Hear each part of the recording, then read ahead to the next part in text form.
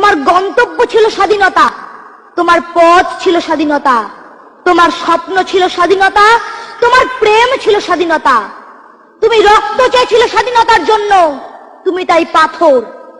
যারা স্বাধীনতার আড়ালে চেয়েছিল গদি, চেয়েছিল সিংহাসন, ইংরেজদের ছেড়ে যাওয়া লুটের রাজ্যপাট, তারা রইল সুখে। ভারতবর্ষের টাকায় তাদের সুখ, তোমার নয়।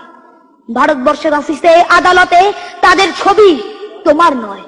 ভারতবর্ষের সংবিধানে তাদের সই সাবুত, তোমার নয়।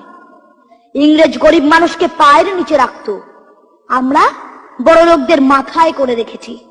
স্মাগলার কিংবা ডাকাতকে জোর হাতে সভাপতির আসনে আহ্বান করেছি। ইংরেজ এদেশের ধনসম্পত্তি লুট করত, আমরা দেশটাকে বেচে দিচ্ছি।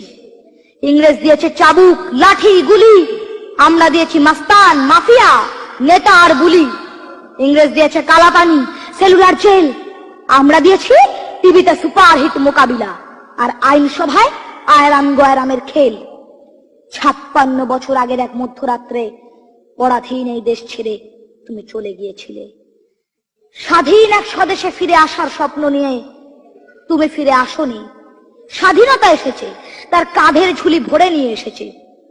ভোট নামক রাজস্বযোগ্য, গণতন্ত্র নামক চিরায়ত মাৎসন্যায়, প্রগতি নামক লোক ঠকানো স্ট্যাটিস্টিক্স, সংগতি নামক বিস্ফোরণে চুরমার, ঐতিহ্য নামক মন্দির মসজিদের ঝগড়া, আর সমুদ্র হিমাচল ভরিয়ে দেওয়া ভাষণ, ভাষণ আর ভাষণ। 56 বছর ধরে তুমি পাথর হয়ে আছো। 56 বছর ধরে ভারতবর্ষ অধীর অপেক্ষায় কান পেতে আছে।